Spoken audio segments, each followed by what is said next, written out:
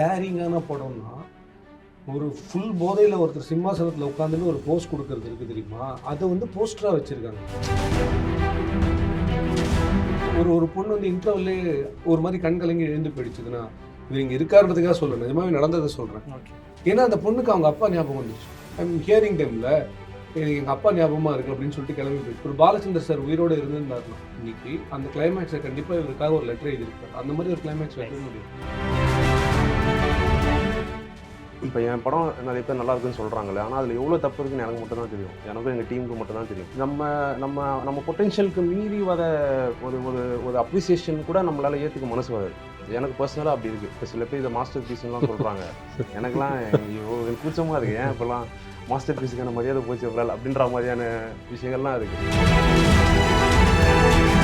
கண்ணு குடிச்சிருக்கும் போதெல்லாம் கண்ணு ரெட்டாக இருக்கிறதுன்றது வந்து ஒரு பூ மாதிரி ஒன்று அவர் ஐடென்டிஃபை பண்ணார். அதை வந்து வச்சுப்பார் கண்ணுக்குள்ளே, இதுக்குள்ளே வச்சுட்டே தான் நடித்தார். 10 மினிட்ஸ் 15 மினிட்ஸில் அது செவந்து போயிடும். நல்ல குடிகாரன் பீக்கில் இருக்க ஒருத்தனோட அந்த டோனாக மாறும். சினிமா தன்மை இல்லாத ஒரு சினிமா எழுதுறது இல்லை. அது எழுதுறது எவ்வளோ கஷ்டமோ அதை க்ரியேட் பண்ணுறதும் அதோட ரொம்ப கஷ்டம். அவங்க உட்காந்து பேசுகிற லொக்கேஷன்ஸ் கூட இருக்குல்ல.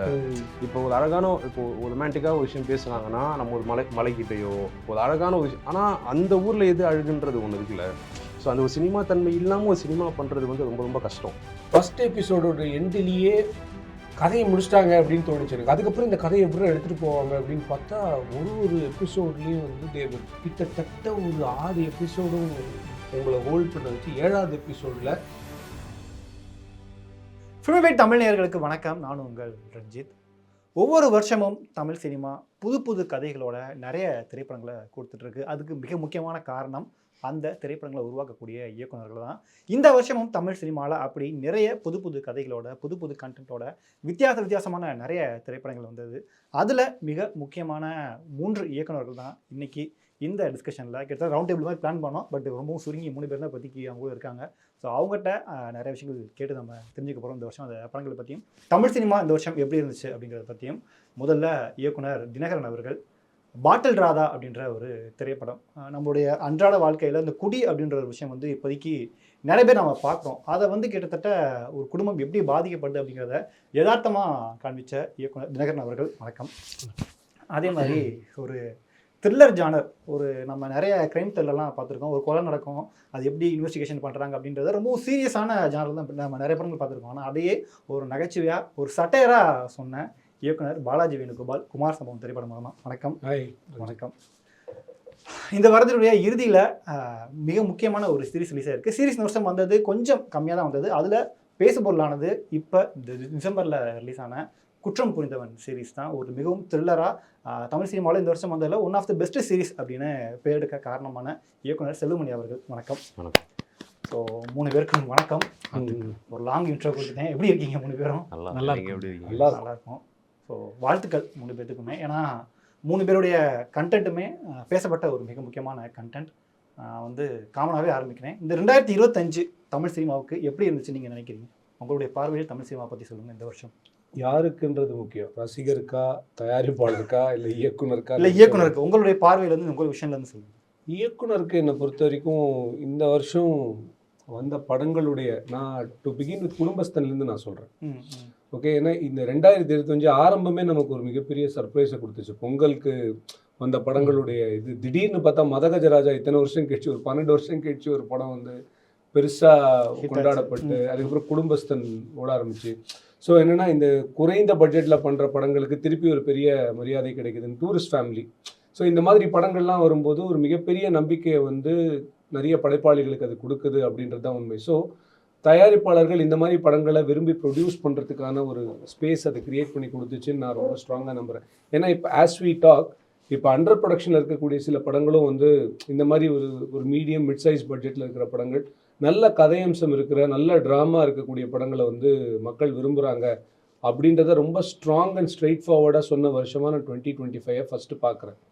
நெக்ஸ்ட்டு 2025 பொறுத்த வரைக்கும் என்னென்னா, நிறைய பிறமொழி படங்களுடைய தாக்கமும் அதிகம் நம்ம வந்து இன்னும் பார்த்த ஒரு வருஷமாக இப்போ வரைக்கும் நான் சொல்கிறேன். களம் காவல் வரைக்கும் நான் சொல்கிறேன். அதே மாதிரி ஹிந்தியில் இப்போ வந்திருக்கிற துரந்தர், இந்த மாதிரி நிறைய படங்கள் எல்லாமே கலந்த ஒரு வருஷமாக ரசிகர்கள் எங்கேருந்து எந்த படம் வந்தாலும் அதை பற்றி கவலைப்படாமல் நம்ம கொண்டாடணும்னு முடிவு பண்ண ஒரு வருஷமாக 2025 இருக்குது. So I think we are opening அப்னு எனக்கு தோணுது. சூப்பர். எனக்கு நான் ஃபீல் பண்ணுறது நல்ல கண்டென்ட்டாக நல்ல டைவர்ஸான ஒர்க் நிறைய வந்த ஒரு வருஷம். இப்போ குடும்பஸ்தன் வந்துச்சு, பாட்டில் ராதா இருந்தது. அகெயின் எனக்கு பர்சனலாக டிராகன் ரொம்ப பிடிச்சிருந்தது. ஈவன் டூரிஸ்ட் ஃபேமிலி பிடிச்சிருந்தது. காந்தா ரொம்ப பிடிச்சிருந்தது. அருண் பிரபுவோட சக்தி திருமகன் இம்பார்ட்டண்ட்டான ஒரு ஒர்க்கு. அது அதீன் தோழரோட தண்டகாரண்யம் ரொம்ப இம்பார்ட்டண்ட்டான ஒரு ஒர்க்கு. ரொம்ப இப்போது டிராகன் ஒரு சைடில் எக்ஸ்ட்ரீமாக ஒரு ஃபைனஸ்ட்டு கமர்ஷியலான ஒரு ஒர்க்காக இருக்குன்னா, அதுக்கு ஆப்போசிட்டில் ரொம்ப நம்ம இதை வந்து ஃபில்மாக பண்ணிட முடியுமா, இதை வந்து ஃபில்மாக கன்வெர்ட் பண்ண முடியுமா, பயங்கர கரேஜியஸாக டேரிங்கான ஃபில்மாக தண்டகாரண்யம் மாதிரியான ஒரு ஃபில்மும் வந்திருந்தது. ரொம்ப ஹார்ட் வார்மிங்காக டூரிஸ்ட் ஃபேமிலி மாதிரியான ஒரு ஃபில்மும் இருந்தது. எல்லாத்தையுமே ஆடியன்ஸ் செரிஷ் பண்ணாங்க, ரெஸ்பெக்ட் பண்ணாங்க, ஹானர் பண்ணியிருந்தாங்க. சூப்பரான ஒரு இயர் தான் இது ஆக்சுவலாக. ஓகே. ஆமாம், சொல்லுங்க. அதை நானும் கிட்டத்தட்ட அந்த மாதிரியான ஒரு விஷனில் தான் பார்க்குறேன். ஏன்னா இப்போது வெரைட்டிஸ் ஆஃப் ஃபிலிம்ஸ் வருது. இன்னும் முக்கியமாக நான் என்ன பிலீவ் பண்ணுறேன்னா, எண்ட் ஆஃப் தி டே ஒரு ஆர்டிஸ்ட் அதெல்லாம் தாண்டி நம்ம கதையும் ஸ்க்ரீன் பிளேவும் தான் ஒரு படத்தை நம்ம பார்க்க என்கேஜ் பண்ணணும்ல. ஸோ தமிழ் சினிமா வந்து அதை நோக்கி போகிற மூமெண்ட்ஸ் தான் இன்னும் அதிகமாக இருக்கும்னு நான் ஃபீல் பண்ணுறேன். ஏன்னா இப்போது என்ன தான் ஒரு பெரிய ஸ்டாராக இருந்தாலுமே கூட ஸ்டார்ஸ் வேல்யூஸ் இல்லாமல் கண்டென்ட் ஸ்டோரியும் ஸ்க்ரீன் பிளேவும் பெட்டராக இருந்தால் படம் கண்டிப்பாக பார்ப்பாங்க. இப்போ டூரிஸ்ட் ஃபேமிலியில் அந்த மாதிரியான ஒரு விஷயம் தான். ஒரு 70 crores 75 crores அது கலெக்ட் பண்ணுதுன்னும் போது அப்போ அந்த ஸ்டார் வேல்யூன்ற விஷயம் ஒன்று இல்லாமையும் போதில்லை. ஸோ அது ரொம்ப ஹெல்த்தியான விஷயமா நான் பார்க்குறேன். நம்ம இன்னும் இப்போ சார் சொன்ன மாதிரி அதர் லாங்குவேஜ் ஃபிலிம்ஸும் ரொம்ப ஈஸியாக எல்லாரும் பார்க்குற மாதிரியான ஆக்சஸ் கிடைக்கும் போது, மக்களுக்கு அதோட இன்ட்ரெஸ்ட்டும் நம்ம அது மேலே வைக்கும்போது, இன்னும் அப்கமிங் இயர்ஸில் நம்ம ரொம்ப பியூரான ரைட்டிங்லேயும் ஒரு நல்ல ஒரு கண்டென்ட் ஓரியன்டான ஃபிலிம்ஸ்க்கு பாக்ஸ் ஆஃபீஸாகவும் பெரிய வரவேற்பு இருக்கும் அப்படின்ற ஒரு பிலீவ் சிஸ்டம் தான் க்ரியேட் பண்ணுது இந்த அப்கமிங் இயர்ஸ் எல்லாமே. ஸோ அதுதான் நான் பிலீவ் பண்ணுறேன். ஓகே. ஸோ உங்கள் 3 பேரில் பாலாஜி தான் எனக்கு தெரிஞ்சு சீனியர். நான் 2வது படம் கொடுத்துட்டாரு. நீங்கள் அறிமுகமாக ஆயிருக்கீங்க. நீங்கள் அவங்களுடைய ஒர்க் பற்றி முதல்ல சொல்லுங்கன்னா, நீங்கள் இந்த குற்றம் சீசன் பார்த்துருப்பீங்க, பால்ராதான் பார்த்துருப்பீங்க. நியூ கமரா அவங்களுடைய ஒர்க்கை நீங்கள் எப்படி பார்க்குறீங்க? நியூ கமர்னு யாரையுமே சொல்கிறது இல்லைங்க. ஏன்னா அவங்க ஒர்க் இப்போ தான் வந்திருக்கு, அவ்வளோதான். அவங்க சிந்தனை என்றைக்கு அவங்களுக்கு ஆரம்பிச்சதோ அன்றைக்கே அவங்க டெபோ ஆகிட்டாங்கன்னு தான் நான் நம்புகிறேன். ஸோ எனக்கு ஃபஸ்ட் பாட்டில் ராதா பற்றி சொல்கிறேன். எனக்கு ஷான் ரோல்டன் தான் வந்து லக்கி மேன் நாங்கள் கம்போஸ் பண்ணிகிட்டு இருக்கும்போது நான் ரொம்ப க்ரேஸியாக ஒரு கதை கேட்டேனா அப்படின்னு சொல்லி யோசிச்சு. எனக்கு அப்போது ஐ டோன்ட் நோ தினகரன், எனக்கு தெரியாது அப்போது. ஸோ என்னடா லைன் அப்படின்னும் போது இந்த மாதிரி ஒரு ரீஹாபிலிட்டேஷன் இதில் வந்து சொல்லி இது பற்றி ஒருத்தர் எப்படா யோசிச்சாங்க அப்படின்னு எனக்கு ஃபஸ்ட்டு அந்த தாட் தான் இருந்தது. But after it came on screen அந்த படம் வந்து நான் அதுவும் நீங்கள் என்ன டேரிங்கான படம்னா, ஒரு ஃபுல் போதையில் ஒருத்தர் சிம்மாசனத்தில் உட்காந்துன்னு ஒரு போஸ்ட் கொடுக்கறது இருக்குது தெரியுமா, அதை வந்து போஸ்டராக வச்சுருக்காங்க. ஸோ என்னென்னா நான் எப்பயுமே ஒரு விஷயம் மட்டும் ரொம்ப ஸ்ட்ராங்காக நம்ம நிகழ்ச்சியில் கூட சொல்லியிருக்கேன். ஒரு படத்துக்கு 2 பேர் தான் வந்து பணம் தருவாங்க. ஒன்று ப்ரொடியூசர், இன்னொன்று ஆடியன்ஸ். இவங்க 2 பேரையும் ஒரு படம் ஏமாத்தலைன்னா அது நல்ல படம், அவ்வளோதான். ஸோ இந்த படத்தில் என்னென்னா இவங்க ஆடியன்ஸை ஏமாற்றவே இல்லை. இந்த படத்தில் நீங்கள் என்ன தான் இவர் ஒன்றும் ரொம்ப சீரியஸாக ஒரு ஃபேமிலியை எல்லாரும் ஃபோட்டோவையும் போட்டு தேட்டருக்கு கூப்பிட்டு ஒரு குடிகாரனை பற்றின கதை அப்படின்னா கண்டிப்பாக வந்து எமோஷன் மிஸ்மேட்ச் ஆகிருக்கும். ஆனால் தைரியமாக கையில் ஒரு இது வச்சுக்கிட்டு, அதுவும் குரு சோமசுந்தரம் சார் வச்சுக்கிட்டு தே ஆர் ட்ரையிங் சம்திங். நான் அந்த படம் பார்க்கும்போது எனக்கு தோணுன ஃபீலிங் என்னென்னா, ஒரு கிட்டத்தட்ட படம் ஆரம்பித்து 20-25 நிமிஷம் கழித்து நான் தேட்டரில் இருக்கேன்றதே மறந்துட்டேன். த வேர்ல்ட் தட் தே கிரியேட்டட்ல அந்த ரீஹாபிலிட்டேஷன் சென்டரில் என்ன நடக்குது, ஒருத்தன் எப்படி வந்து ஒரு ஹேபிச்சுவல் ட்ரிங்கர் ஆகிறான். இது வந்து ரொம்ப வருஷத்துக்கு முன்னாடி ஏவிஎம் வந்து ஒரு சீரியலாக எடுத்தாங்க. ஓகே, ஐ மீன் ஆல்மோஸ்ட் அந்த சேம் பிளாட். ரகுவரன் சார் நடிச்சிருந்தார். இது ஒரு மனிதனின் கதைன்னு சொல்லிட்டு அவர் வந்து படிப்படியாக குடிப்பழக்கத்துக்கு எப்படி அடிமையாகி அதுலேருந்து அவர் எப்படி வெளில வந்தார்னு சீரியலாக நீங்கள் வாரம் பார்க்கும்போதே உங்களுக்கு ஐயோ அப்படின்னு இருக்கும். இது நான் வந்து ஒரு படமாக நான் பார்க்கும்போது தேட்டரில், ஏன்னா நான் பார்க்குற ஷோவில் பார்த்தீங்கன்னா டு பி வெரி ஆனஸ்ட் அது வந்து ஒரு மத்தியான ஷோ அந்த மாதிரி தான். அதுலேயே வந்து சில ஃபேமிலிஸ் வந்தாங்க, எஸ்பெஷலி பெண்கள் நிறைய பேர் இருந்தாங்க அந்த ஷோவில். ஏன்னா எங்கேயோ ஒரு இடத்துல ஒரு பொண்ணு வந்து இன்டர்வல்லே ஒரு மாதிரி கண் கலங்கி எழுந்து போயிடுச்சுது. நான் இவர் இங்கே இருக்காருன்றதுக்காக சொல்கிறேன், நிஜமாவே நடந்ததை சொல்கிறேன். ஓகே. ஏன்னா அந்த பொண்ணுக்கு அவங்க அப்பா ஞாபகம் வந்துருச்சு. அந்த பொண்ணு அவங்க பாய் ஃப்ரெண்டோட தான் வந்துருந்துச்சு. ஆனால் அந்த பொண்ணு கண் கலங்கிட்டு எழுந்து போயிடுச்சு. அதுக்கப்புறம் தான் எனக்கு பிகாஸ் நான் ஐம் ஹியரிங் தெம்ல எனக்கு எங்கள் அப்பா ஞாபகமாக இருக்குது அப்படின்னு சொல்லிட்டு கிளம்பி போயிடுச்சு. அப்புறம் தான் எனக்கு புரியுது தட் இது எல்லார் ஃபேமிலிலையும் எங்கெங்கேயோ இருக்குது. ஆனால் யாரும் வந்து வெளில சொல்லிக்க விரும்பல. எல்லாரும் கனெக்ட் பண்ணிக்க முடியும். எனக்கு என்னன்னா இந்த படத்தில் வந்து ரொம்ப டேரிங்காக சத்தியமாக நான் யோசிச்சது என்னன்னா, ஒரு பாலச்சந்தர் சார் உயிரோடு இருந்திருந்தாருன்னா இன்னைக்கு அந்த கிளைமேக்ஸை கண்டிப்பாக இவருக்காக ஒரு லெட்டர் எழுதியிருப்பார். அந்த மாதிரி ஒரு கிளைமேக்ஸ் வைக்க முடியும். ஏன்னா அந்த படத்துக்கு என்ன நடந்திருக்கணும் அப்படின்னா, நான் மாறிட்டேன், திருந்திட்டேன், கடைசியில் வந்த உடனே ஏற்றுக்கிட்டு வாழ்ந்துட்டா அவ்வளோதான். படம் ஒரு ஹாப்பி எண்டிங் படமாக அந்த படத்தை விட்டு போயிருக்கலாம் அவர். ஆனால் அது யதார்த்தமே கிடையாது. அந்த மாதிரி இருக்கிற ஒரு மனுஷனோட நீங்கள் ஒரு வீட்டில் உங்கள் வீட்டில் டெனண்ட்டாக இருந்தாலே உங்களுக்கு பிரச்சனைன்னா, டெய்லி அவனை நீங்கள் பொறுத்துக்கிட்டு ஒரு குடும்பத்தை நடத்துகிற ஒரு பெண்மணி எத்தனை மன ரீதியான உளைச்சலுக்கு பாதிக்கப்படுவாங்க அப்படின்னு ஒன்று இருக்குது. பட் என்னென்னா அதை மட்டுமே ஃபோக்கஸ் பண்ணாமல் உண்மையிலேயே அதுக்குள்ளே என்ன நடக்குது அப்படின்றது வந்து ஒரு ஒரு ரொம்ப சீரியஸாக அந்த படத்தில் யாருமே கேரக்டர்ஸாகவே எனக்கு தெரியல. நான் நிஜமாக கண்ணு முன்னாடி பார்க்குற மனுஷங்களா அது வந்து கிரியேட் பண்ணி எனக்கு இன்னொன்று ரொம்ப பிடிச்சது என்னென்னா, அந்த படத்தில் எதுவுமே டைலாக்ஸாகவே இருக்குது. எல்லாமே ஒரு நார்மல் கான்வர்சேஷன் மாதிரியே இருக்கும். அதில் அங்கங்கே ஒரு ஹியூமர், அந்தந்த இடத்துல வந்து ஒரு சின்ன லாஃப்டர் ஒர்க் பண்ணுறது, ப்ளஸ் ஏதாவது ஒரு இடத்துல ஜான் விஜய் கேரக்டர் அந்த படத்தில் பிரமாதமான கேரக்டர். ஸோ அந்த படம் வந்து என்னை பொறுத்த வரைக்கும் அது ரொம்ப இம்பார்ட்டன்ட் சினிமா.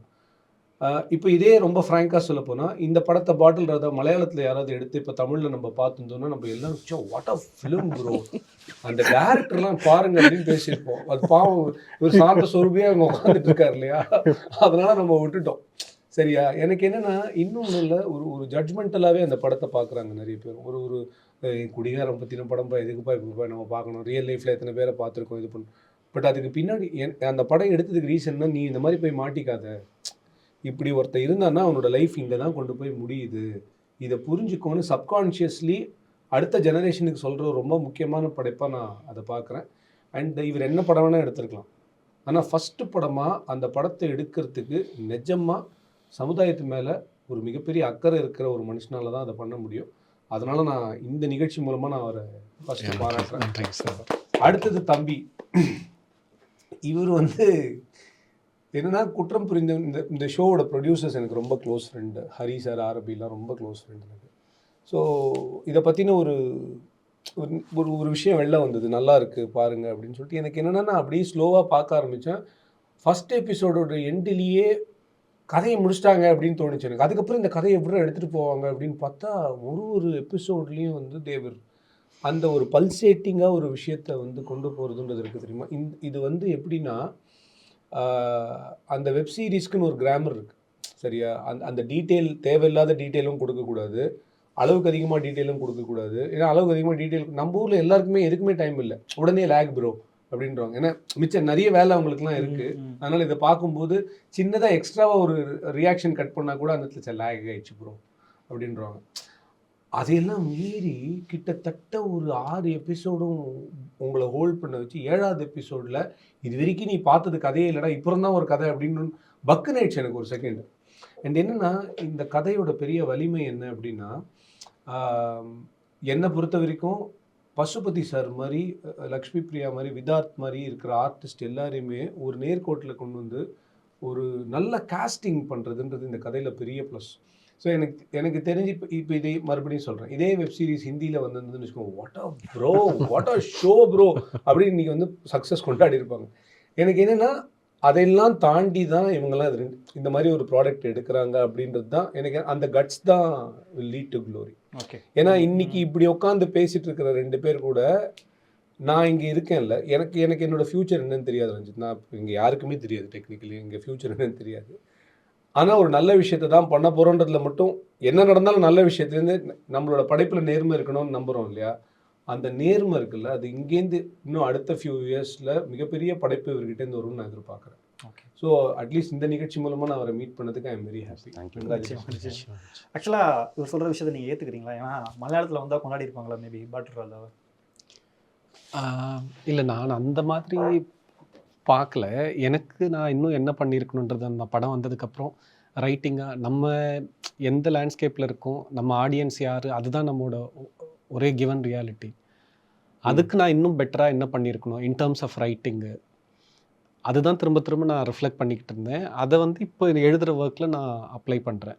மற்றபடி நம்ம அது பற்றி பேசணுன்றதில்ல. அவங்களுமே நிறைய சேலஞ்சஸ்க்குள்ளே அங்கேருந்து 1-2 படங்கள் இங்கே வருது, அது சக்ஸஸ்ஃபுல்லாக ஆகுதுன்றது தான் நம்ம கவனிக்கிறோம். ஆனால் அங்கே வந்து ரொம்ப டாக்ஸிக்காக லாங் ஒர்க்கிங் ஹவர்ஸு, ரொம்ப எக்ஸாஸ்ட் ஆகுற மாதிரி, ரொம்ப ஸ்க்வீஸ் பண்ணி ஒர்க் பண்ண முடியாத அளவுக்கு ரொம்ப டைட் பட்ஜெட்டில் அங்கேயும் ரொம்ப சேலஞ்சஸ் ஃபேஸ் பண்ணுற மாதிரி ஃபில்ம் மேக்கர்ஸ், ரைட்டர்ஸ் இருக்க தான் செய்கிறாங்க. நம்ம வெளியிலேருந்து பார்க்கும்போது 1-2 ஃபில்ம் இங்கே வந்து ஒர்க் ஆகிடுதுன்றதை நம்ம கவனிக்கிறோம். ஆனால் நம்ம படங்கள் நிறைய அங்கே ஒர்க் ஆகுது. ஒரு 2-3 படம் ஒரு வருஷத்துக்கு மலையாள படம் இங்கே ஒர்க் ஆகுதுன்னா, பை டிஃபால்ட் 10 படம் 15 படம் இங்கே நல்லா இருக்குன்னா அந்த படங்கள் எல்லாமே தமிழில் அப்படியே அவங்க பார்க்குறாங்க. இயர்ஸ் டுகெதராக, டிகேட்ஸ் ஆஃப்டர் டிகேட்ஸ் அப்படி தான் அவங்க தமிழ் ஃபிலிம்ஸை அவங்க அப்படி தான் கன்சீவ் பண்ணியிருக்காங்க. இன்னும் வேறு வேறு இடங்கள்லையும் அப்படி தான் நடந்திருக்கு. நமக்கு இதுதான் நம்மளோட லேண்டு, நம்ம ஆடியன்ஸு இந்த ட்ரெடிஷனில் தான் வளர்ந்துருக்காங்க. அவங்களுக்கு நம்ம இன்னும் எப்படி கன்வின்சிங்காக இன்னும் வந்து இன்னும் என்கேஜ் பண்ணி எப்படி கதை சொல்லணும், அதுதான் நான் திரும்ப திரும்ப யோசிச்சுக்கிட்டு இருக்கிறது. பாட்டில் ராதா அது ரொம்ப இப்போது பாலாஜி சார் மாதிரி ஒருத்தவங்க இவ்வளோ இதை வந்து ஐடென்டிஃபை பண்ணி பேசுகிறாங்க அப்படிங்கிறது ரொம்ப மகிழ்ச்சியாக இருக்குது. பட் ஸ்டில் நிறைய இன்சைடில் நான் ஒர்க் பண்ண வேண்டிய விஷயம் அதில் இருந்தது. அதை நம்ம ஒர்க் பண்ணதுக்கப்புறம் தான் எனக்குமே புரியுது. நம்ம ரைட்டிங்கில் ஒரு விஷயம் நம்ம பார்க்குறோம், அதுக்கப்புறம் அதை ஷூட் பண்ணும்போது ஒன்று பார்க்குறோம், ஃபில்மாக வந்ததுக்கப்புறம் பார்க்குறோம். ஆடியன்ஸ் அதை எப்படி பர்சீவ் பண்ணுறாங்க அப்படிங்கிறதுமே எனக்கு அது ஆக்சுவலாக இவர் ஒரு விஷயம் சொன்னார், அது ரொம்ப பிரேவாக அந்த பாட்டில் வச்சு அப்படிங்கிறது. நான் அந்த டைமெல்லாம் வந்து அது பிரேவாக இக்னரண்ட்டாக தெரியல, ரொம்ப ஃபெனட்டிக்காக அப்சஸ்டாக இந்த வேர்ல்டு தான் நான் பண்ணணும், இதுதான் என்னோடய வேர்ல்டு, நான் இது இப்படி தான் பண்ண போகிறேன்ற அந்த கன்விக்ஷனோட மட்டும்தான் ஒர்க் பண்ணேன். இப்போ வந்து ஆடியன்ஸோட இதெல்லாம் பார்த்ததுக்கப்புறம் சம்டைம்ஸ் நம்ம அதை சீட் பண்ணி கூட இன்னும் எல்லாரையுமே இன்க்ளூட் பண்ணுற மாதிரி ரைட்டிங்லேயே சொல்கிறேன். அந்த மாதிரிலாம் சில விஷயம் பண்ணியிருக்கணும், ஒர்க் பண்ணியிருக்கணுன்ற மாதிரி வந்து தோணுது. ஆனால் இது பண்ணதுனால தான் இது தோணுது. ஓகே, அதனால் ஒரு சைடில் ரொம்ப ஹாப்பி, இன்னொரு சைடு லேர்னிங் ப்ராசஸ் நடக்குதுன்றதுலையும் வந்து ரொம்ப மகிழ்ச்சி தான் எனக்கு. ஆக்சுவலாக ரிலீஸ்க்கு பிறகு தான் அது தோணுது உங்களுக்கு? ஆமாம் ஆமாம் ஆமாம் ஆமாம் ஆமாம் ஆமாம். நம்ம ஃபில்ம்ஸ் பார்க்குறது என்ன மாதிரி ஃபில்ம்ஸ் பார்த்து, இப்போ ரீசெண்டாக சில ஃபில்ம்ஸ் வந்தது, பழைய ஃபில்ம்ஸ் எல்லாம் வந்துச்சு, எல்லோரும் போய் பார்த்துக்கிட்டு எனக்கு அந்த ஃபில்ம்ஸ் பார்க்கணுன்னு தோணவே இல்லை ஆக்சுவலாக. ஆனால் நானும் பழைய படங்கள் பார்க்குறேன். 40ஸ்ல 50ஸ்ல 30ஸ்ல வந்து சில மாஸ்டர்ஸோட ஒர்க் திரும்ப திரும்ப நம்ம பார்க்குறோம்.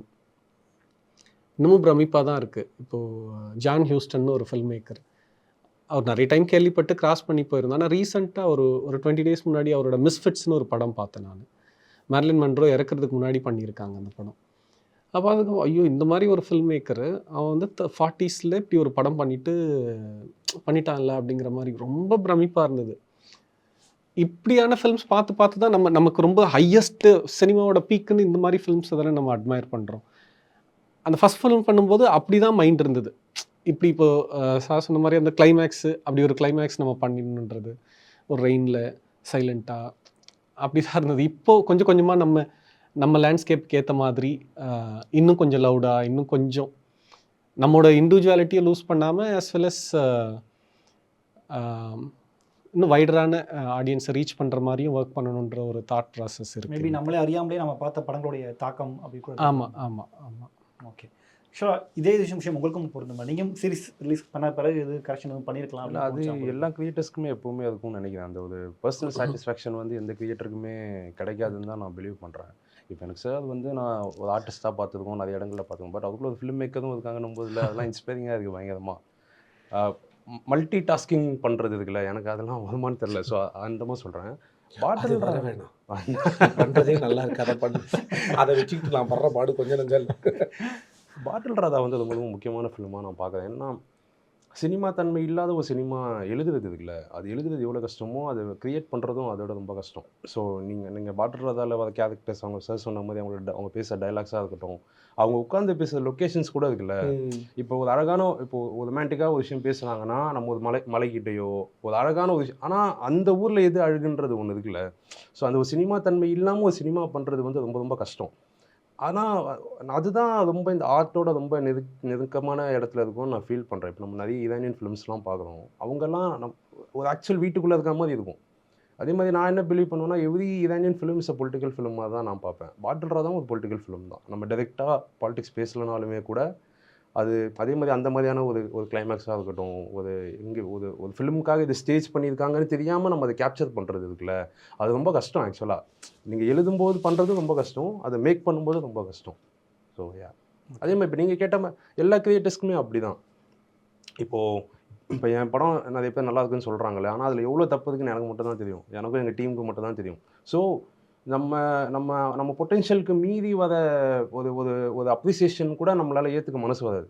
எனக்கு பர்சனலாக அப்படி இருக்குது. இப்போ சில பேர் இதை மாஸ்டர் பீஸ்லாம் சொல்கிறாங்க, எனக்கெல்லாம் ஐயோ எனக்கு கூச்சமாக இருக்குது, ஏன் இப்போலாம் மாஸ்டர் பீஸுக்கான மரியாதை போச்சு அவரால் அப்படின்ற மாதிரியான விஷயங்கள்லாம் இருக்குது. சரி, அவங்களுக்கு நம்ம இதில் என்ன காட்டி இருக்கலாம், நம்ம என்ன காட்டாமல் காட்டியிருக்கோம், இல்லை நம்ம என்ன நினச்சோன்னா அது என்னவா எக்ஸிக்யூட் ஆகிருக்கு, அதெல்லாம் அவங்களுக்கு தெரியாதுல்ல. ஸோ அவங்க நம்ம கடைசியாக என்ன ப்ரெசென்ட் பண்ணுறோமோ அதுதான் நம்ம எல்லாருமே பார்க்குறோம்.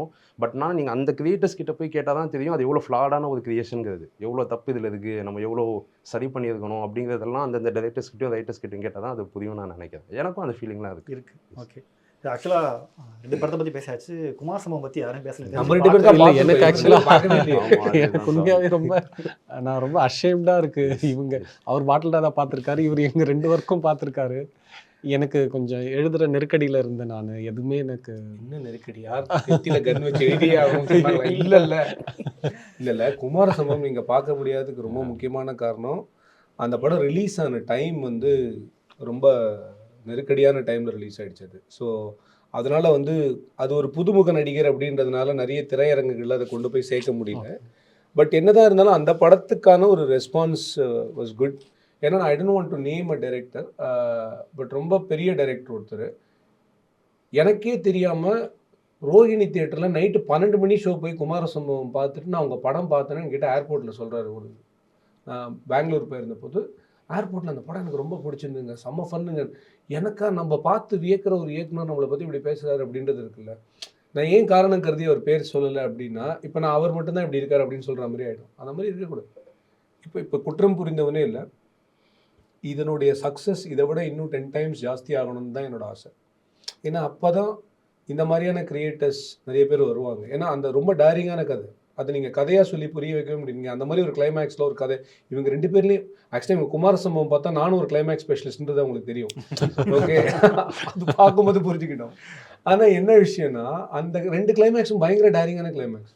இல்லை, இவங்க சொல்லும்போது அவங்களுக்கு ஸ்கேரியாக இருக்கா தியேட்டருக்கு படம் பண்ணும்போது? இல்லை, அது இருக்க தான் செய்யுது. இப்போ 2 ஃபிலிம் பண்ணவங்களுக்கே அந்த பயம் இருக்குது. இப்போ புது படம் ஒன்று ரிலீஸ் ஆகும்போது இப்போ சர்சனத்தில் ஒரு உண்மை என்னென்னா, எனக்கு அந்த டென்ஷன் இல்லை. ஃபஸ்ட்டு 2-3 நாளில் பார்த்துடணும், நெக்ஸ்ட் வீக்குக்கு இது போகணும், அடுத்த ஃப்ரைடே எதுவும் நல்ல படம் வந்துடக்கூடாது, அந்த மாதிரியான பயங்கள்லாம் இல்லை. ஏன்னா ஓடிடி அப்படி தானே. ஓடிடி எங்களுக்கு எங்கே சர்ப்ரைஸ் ஆயிடுச்சுன்னா, யூஸ்வலாக எங்களோட எக்ஸ்பெக்டேஷன் என்னவா இருந்துச்சுன்னா, இப்போ ஓடிடின்றதுனால ஒரு 1 வீக் 2 வீக்ஸ்க்கு அப்புறமா தான் தெரிய ஆரம்பிக்கும், மெதுவாக பேச ஆரம்பிப்பாங்க, அந்த எதிர்பார்ப்பில் தான் நாங்கள் இருந்தோம்.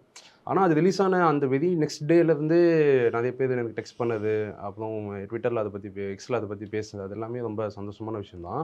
தியேட்ரிக்கல் கொஞ்சம் எனக்கும், நான் அதுக்குள்ளே இல்லாதனால எனக்கும் அது கொஞ்சம் அண்டர்ஸ்டாண்ட் பண்ணிக்க கொஞ்சம் கஷ்டமாக தான் இருக்குது. ஆனால் ஒரு ப்ராஜெக்ட் இங்கே அசம்பிள் ஆகுதே ரொம்ப கஷ்டமான விஷயமா தான் இருக்குது இன்னையோடைய சினாரியோவுக்கு.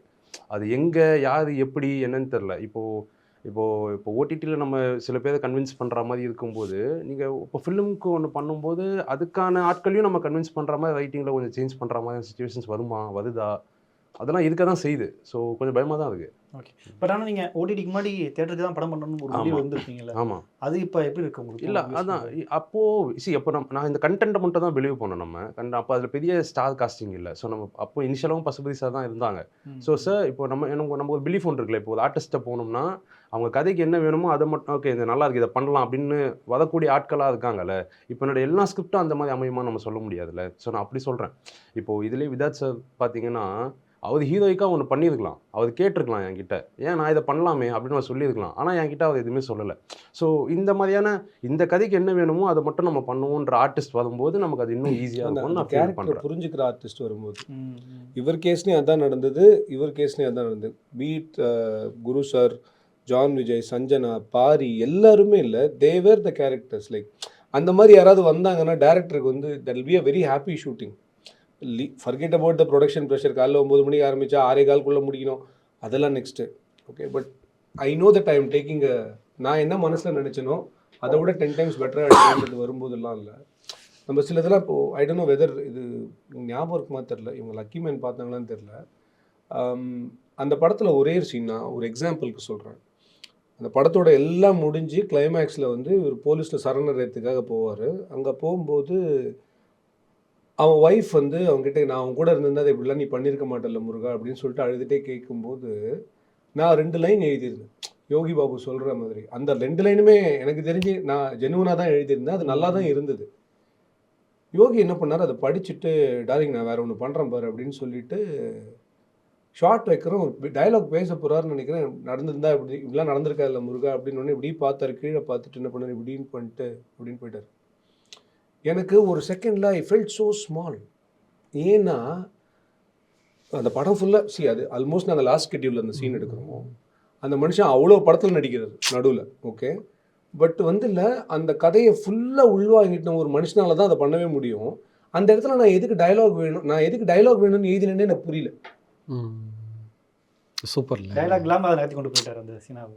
ஓகே, அந்த படத்தோட கதை என்னன்னா, அவனுக்கு அதிர்ஷ்டமே இல்லாத ஒரு மனுஷன், அவனுக்கு அதிர்ஷ்டம் ஒரு கார் கிடச்சிது. அந்த கார் வந்தோடனே அவன் வாழ்க்கையில் எல்லாமே கிடச்சிது. திடீர்னு ஒரு நாள் அந்த கார் அவனுக்கும் ஒரு போலீஸ்காரனுக்கும் சண்டை வந்து அந்த கார் திடீர்னு திருடு போச்சு. பார்த்தா அந்த போலீஸ்காரன் தான் அந்த கார் எடுத்து வச்சிருக்கான். இப்போ அதனால் அவன் ஒய்ஃப் அவனை விட்டு போயிட்டா, குழந்தை போயிடுச்சு, வேலை போயிடுச்சு, எல்லாமே போயிடுச்சு. இப்போ அந்த போலீஸ்காரனை பழி வாங்கணும். இதே ஒரு ஆக்ஷன் ஹீரோவாக இருந்தால் போலீஸ் ஸ்டேஷன் அடித்து உடச்சிருக்கலாம். அதெல்லாம் நம்ம எடுக்க முடியாது. யோகி பாபுவால் மேக்ஸிமம் என்ன பண்ண முடியும்னா அவனோட நாயை தூக்குறது மட்டும்தான். அதுதான் ஆடியன்ஸ் ஒத்துப்பாங்க. அந்த நாயை வச்சுட்டு பார்க்கும்போது தான் அதுக்கப்புறம் அவனுக்கு பின்னாடி அந்த போலீஸ்காரனுக்கு பின்னாடி இருக்கிற ஒரு ட்ராமா தெரியுது. தட் அவனுக்கு அந்த நாய் தான் வந்து அவனால் தப்பாக என்கவுண்டர் பண்ணப்பட்டு செத்த ஒருத்தனோட குழந்தை கையில் இருந்த நாய் அது. ஸோ அந்த அந்த குழந்தை முன்னாடி அவங்க அப்பாவை கொண்டுட்டான் அப்படின்ற அந்த ஒரு அந்த ஸ்ட்ரெஸ்ஸில் இருக்கிற ஒருத்தனுக்கு அந்த அவங்க ஊரே காலி பண்ணி போயிட்டாங்க. அந்த நாய் மட்டும் அந்த வீட்டில் இருந்திருக்கு. அந்த நாயை எடுத்துகிட்டு வந்து அந்த பொண்ணு பேர் வச்சு வளர்க்குறான். ஸோ இவனை பொறுத்த வரைக்கும் அந்த நாய் தான் அவனுக்கான சொலேஸ். அவன் பண்ண தப்புக்கான பிராயச்சித்தமாக அந்த நாய் இருக்கு. அந்த நாயை தூக்கிட்டோம் அப்படின்னும்போது இவனுக்கு அந்த ஃபீலிங் வந்து அந்த நாயை திருப்பி கொடுத்துட்டான். இவ்வளோதான் கதை. ஏன்னா இப்போ நான் என்ன பிலீவ் பண்ணுறேன்னா, இப்போ நம்ம ஒன்று எழுதுறோம்ல, நம்ம எழுதுறதா நம்ம ஷூட் பண்ணுறோம். ஆனால் நம்ம யோசனைக்கு எட்டாத ஒன்று அன்றைக்கி நடக்கும்போது இல்லை, அது நம்மளை பயங்கரமாக என்கேஜ் பண்ணுது. நமக்கு அதுதான் இன்ட்ரெஸ்டிங்காக. இப்போ நம்ம ஒன்று எழுதுறோம், இப்போ அதே சீனை அப்படியே ஷூட் பண்ணிட்டு வரது வேறு. அந்த இப்போ சார் சொன்ன மாதிரி அந்த ஆர்டிஸ்ட்டோ இல்லை அந்த நேச்சரோ ஏதோ ஒன்று நமக்கு அது கொடுக்கும்போது இல்லை, அன்றைக்கி நமக்கு பயங்கர எக்ஸைட்டிங்காக இருக்குது. நம்ம அந்த படம் அது படமாக ஆகுது நிறைய பேருக்கு. அதெல்லாம் தாண்டி நமக்கு பர்சனலாக ஒரு சாட்டிஸ்ஃபேக்ஷன் ஒன்று இருக்கும்ல, ஒரு எங்கேஜிங் ஃபேக்டர் ஒன்று ஷூட்டிங் ஸ்பாட்டில் எதுனா வேறு ஏதோ ஒரு டிபார்ட்மெண்ட்லேருந்து இது ஆர்டிஸ்ட்டோ இல்லை லைட்டிங்லையோ இல்லை ஏதோ ஒன்று நம்ம யோசிக்காத ஒன்று அவங்க கொண்டு வரும்போது நமக்கு டைரக்டராக நமக்கு அது ரொம்ப சந்தோஷத்தை கொடுக்குது. ஓகே, அடுத்த கேள்விக்கு நீங்களே லீட் கொடுத்துட்டீங்க. ஏன்னா இப்போ நீங்கள் 3 பேர் இங்கே உட்காந்துருக்க மிக முக்கிய காரணம் உங்களுடைய ஆர்டிஸ்ட் தான். ஏன்னா அவங்களுடைய பெர்ஃபார்மன்ஸ் தனியாக தெரிஞ்சது. 3 பேருமே வெவ்வேறு வெரைட்டியான நடிகர்கள். இல்லை குரு சோமசுந்தரம், இல்லை இளங்கோ குமரவேல், இல்லை பசுபதி சார். 3 பேருமே சொல்லிக்க வேணாம், நல்ல ரஜினிஸ்லாம் அடிக்கக்கூடியவங்க. அவங்களுடைய ஒத்துழைப்பு உங்களுக்கு எப்படி இருந்தது? இல்லை, எனக்கு இப்போ என் கதையில் வந்து அவங்க எல்லாம் ஒத்துழைச்சதுனால மட்டும்தான் இது பண்ண முடிஞ்சுச்சு. ஏன்னா என்னை எங்கேயுமே அவங்க கொஸ்டின் பண்ணல. அதே மாதிரி இது ஏன் இப்படி இருக்குது, இதை பண்ணலாம் அதை பண்ணலாம், நான் இது பண்ணுறேன், நான் ஒரு ஹீரோ தானே, நான் கிளைமேக்ஸில் நான் வரேன் அப்படின்ற மாதிரிலாம் என்னை யாருமே எதுவுமே சொல்லலை. இந்த கதை நல்லா இருக்குது, இது இப்படி பண்ணால் தான் ப்ரெசென்ட் பண்ணால் தான் கரெக்டாக இருக்கும் அப்படின்ற மாதிரியான விஷயங்கள் தான். இன்னொன்று, இது ரொம்ப பெர்ஃபார்மன்ஸ் ஓரியன்டான ரொம்ப இன்டர்னலான கண்டென்ட். இது வந்து ஒரு எக்ஸ்டர்னலாக நம்ம 2 பேர் பேசிக்கிறது கிடையாது. அவர் ஒரு ஆமா இல்லை சொல்லணும்னா கூட, இப்போ இன்றைக்கி ஆஃபீஸ்லேருந்து ஈவினிங் சீக்கிரமாக வந்துடுவீங்களா அப்படின்னு கேட்டால் கூட அவர் ஆமாம் இல்லைன்னா கூட யோசிச்சு தான் சொல்லணும். எது கேட்குறாங்க, வேறு ஏதாவது நடந்திருக்குமா அப்படின்ற அந்த மாதிரியான ஒரு டெம்பர்மெண்ட்லேயே இருக்கக்கூடிய கேரக்டர்ஸ்ன்றதுனால இது முழுக்க ஒரு பெர்ஃபார்மன்ஸ் ஓரியன்டான கண்டென்ட் இது. ஸோ அவங்கள நம்பி நான் போயிட்டேன். எனக்கு நடிக்கவும் தெரியாது. ஸோ அவங்க இதை கேரி பண்ணிட்டு அவங்க இதுலேருந்து என்ன கொண்டு வராங்கன்னு அதை எக்ஸ்ட்ராக்ட் பண்ணுறது மட்டும் தான் என்னோடய வேலையாக இருக்கும்னு நான் நினச்சேன். அது ரொம்பவே பயங்கர கம்ஃபர்டபுளாக இருந்துச்சு. என்னோட டெபியூட்டன் மாதிரிலாம் யாரும் எதுவும் ட்ரீட் பண்ணல. பசுபிசெல்லாம் அவ்வளோ எக்ஸ்பீரியன்ஸான ஆளாக இருக்காங்கல்ல. ஸோ அவங்களே சில மேனரிசம்லாம் கொண்டு வருவாங்க. அவனுக்கு வயசாகிடுச்சு, கொஞ்சம் மெதுவாக பார்க்கட்டும், இமீடியட்டாக ரெஸ்பான்ஸ் பண்ண வேணாம், ஏன்னா அவன் அவ்வளோ டவுட்டில் இருக்கான். ஸோ அதெல்லாம் கேரக்டர்ஸ்க்கு ஒரு லேயர்ஸ் ஆட் பண்ணிக்கிட்டே இருக்குது. ஸோ எனக்கு ரொம்ப கம்ஃபர்டபுளாக தான் இருந்துச்சு. ஒரு புது பையன்ற மாதிரியான விஷயங்கள்லாம் அவங்க எதுவுமே பண்ணிக்கலையா. ஓகே, குரு சோமசுந்தரம்.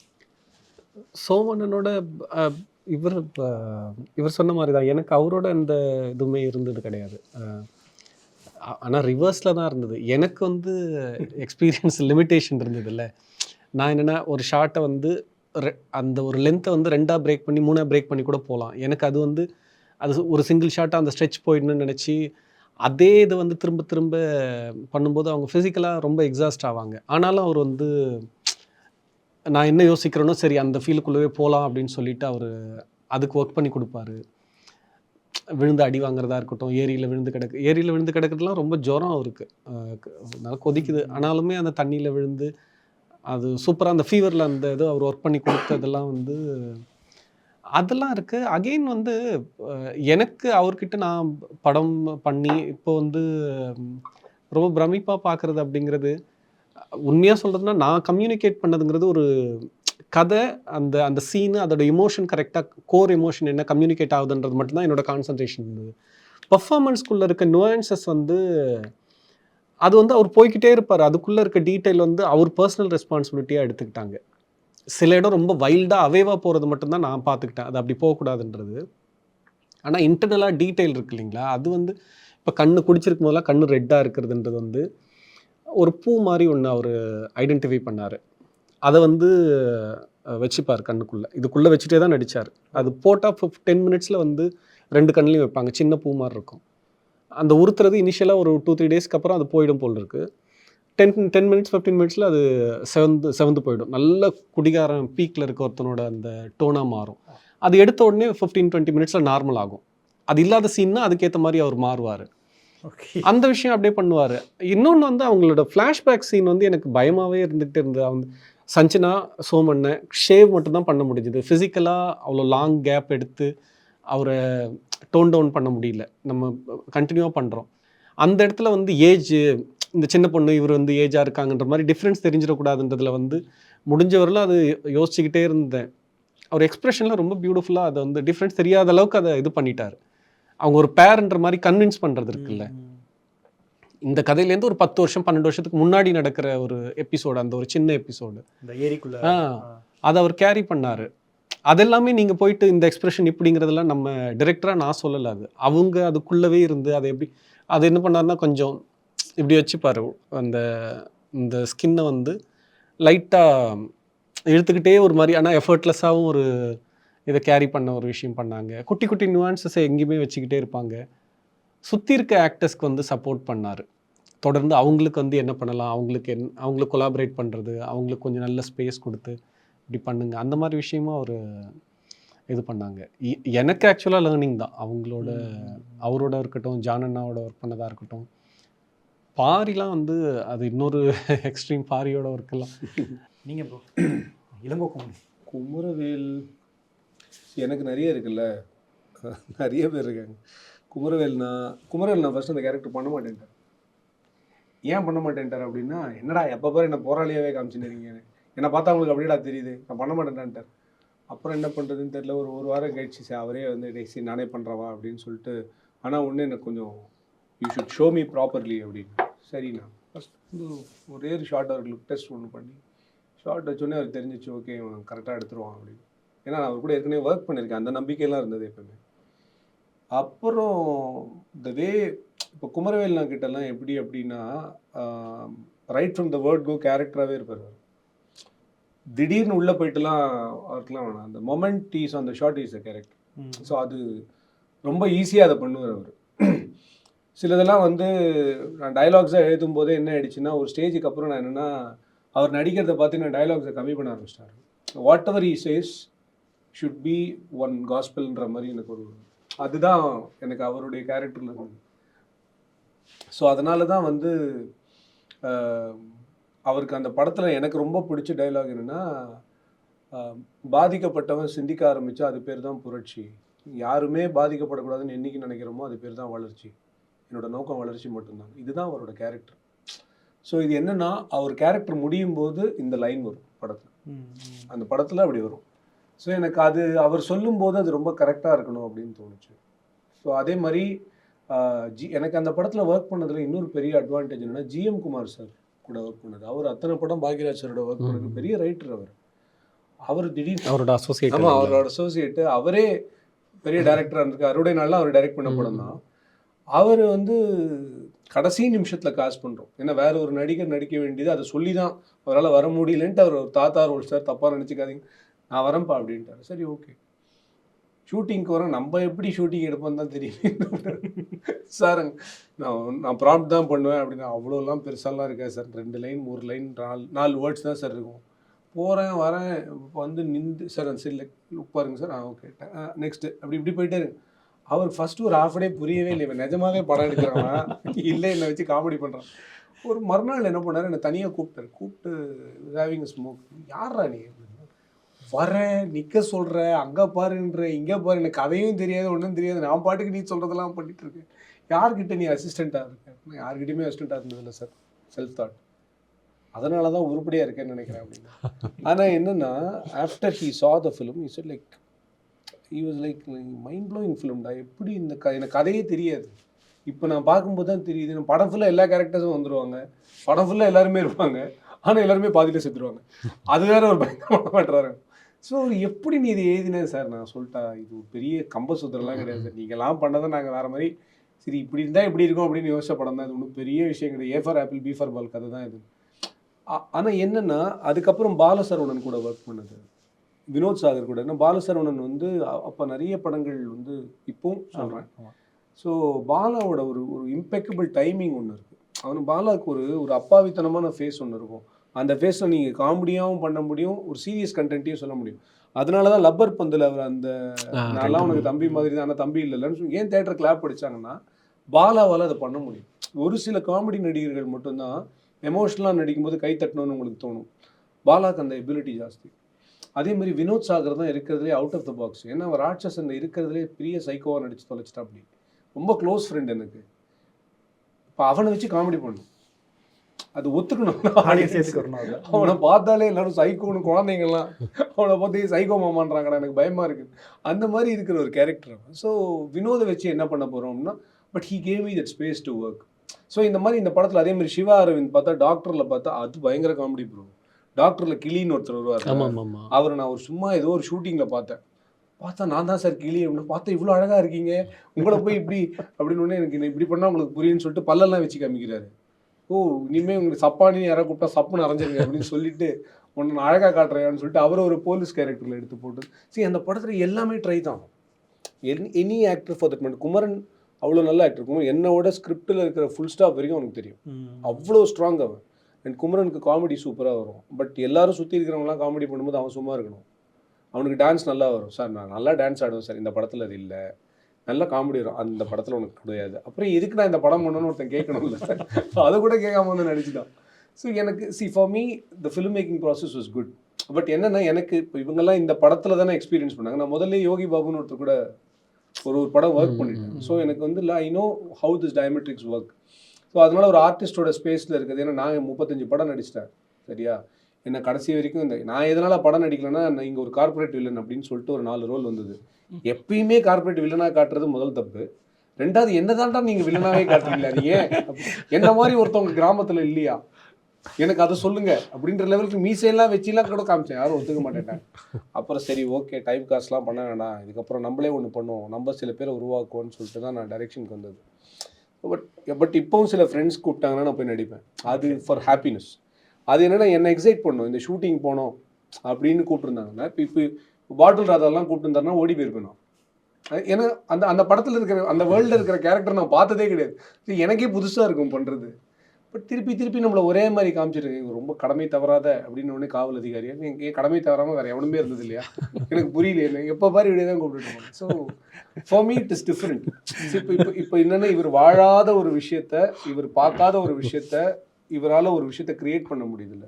இதில் ஏதாவது ஒரு ஸ்பார்க் தான் இவருக்கு வந்து எங்கேயாவது எக்ஸ்பீரியன்ஸ் பண்ணியிருப்பார், ஏதாவது ஒரு பத்திரிகை செய்தி மூலமாகவோ யார் மூலமாகவோ கேட்டது தான் அவர் வந்து இவ்வளோ பெரிய கதையாக்கி இருக்க முடியும். ஆனால் இதுக்கு உருவாக்கின கேரக்டர்ஸ் எல்லாமே இல்லை, இவர் மைண்டில் இருந்த கேரக்டர்ஸ் தானே.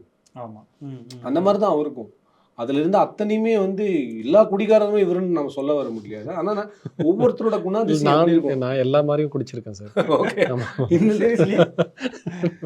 சொல்றேன் அந்த மாதிரி தான் இருந்திருக்க முடியும்.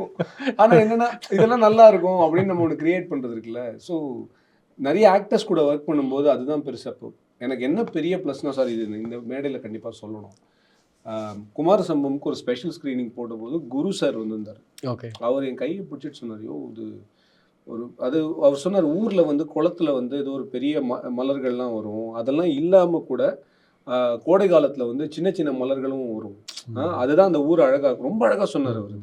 அந்த மாதிரி ஒரு படம் இது. எனக்கு எல்லாரும் இந்த படத்தோட செகண்ட் ஹாஃபை பற்றி சொன்னாங்க, ஆனால் நான் அந்த படத்தோட ஃபர்ஸ்ட் ஹாஃப்கே ஃபேன் ஆகிட்டேன். அப்படி ஒரு படம் இது. எனக்கு ஐ ஃபெல்ட் லைக்னா நம்ம ரொம்ப பார்த்து ரசித்த, அதுக்கு முன்னாடி நான் பாட்டில் ராதாவில் தான் அவரை பார்த்துருக்கேன் இந்த வருஷம். அந்த மனுஷன் வந்து சொல்லும்போது அப்போ நம்ம ஏதோ கரெக்டான படம் தான் எடுத்திருக்கோம், டைம் தான் சரியில்லை போல இருக்குதுன்னு விட்டேன். சரி பரவாயில்ல, இதுக்கப்புறம் டைமை நம்புறதுலாம் வேஸ்ட்டுங்க. ரொம்ப ஆனஸ்ட்டாக சொல்ல போனால் டைமை நம்பி என்ன இப்போ என்னை விட மிகப்பெரிய டவுன்ஃபாலை ஃபேஸ் பண்ணவெல்லாம் நிறைய பேர் இருக்கான். எனக்கு என்னென்னா பத்திரிகைகள் அவ்வளோ பெருசாக விமர்சனம் எழுதின ஒரு படம் சரியாக டிஸ்ட்ரிபியூட் பண்ணப்படலை அப்படின்றது ஒரு கொஸ்டின். அந்த டிஸ்ட்ரிபியூஷனுக்கு என்ன பிரச்சனை இருந்ததுன்னு நமக்கு தெரியாது, இங்கேருந்து நம்ம கமெண்ட்டும் பண்ண முடியாது. ஓகே, ஸோ அது எதனால் அப்படி நடக்குது அப்படின்றது தெரியல. பட் ஒரு நல்ல பொருட்செலவோட தயாரித்து நல்லா தான் விளம்பரப்படுத்தின ஒரு படத்துக்கு இந்த ஒரு சுச்சுவேஷன் வந்திருக்கக்கூடாதுன்றது மட்டும்தான், ஏன்னா என் தயாரிப்பாளர் பாதிக்கப்பட்டிருக்காருன்றது மட்டும்தான் எனக்கு இருக்கிற மிகப்பெரிய வருத்தமே தவிர, படைப்பாக நான் அதில் நேர்மையாக தான் இருந்திருக்கேன்றது மட்டும்தான் என்னோட பாயிண்ட் இதில். So for every one it is. தம்பி அடுத்த வருஷம் ஒரு படம் ரிலீஸ் பண்ணும்போது இல்லை நீங்கள் சொல்ல யோசிக்கிறாரு, அப்பா நல்லா சேஃபர் சைடு நம்ம போயிட்டோம், அடுத்தது நம்ம வேற ஏதாவது போயிடுவோம்டா, இதை வச்சு நம்ம அடுத்தது ஒரு ஷோரனராக போனோம்னா 2 வருஷம் ஓடும். இதுதானே தம்பி மல்டி டாஸ்கிங் வராது சார். ஷோரனர் ரொம்ப ஈஸியா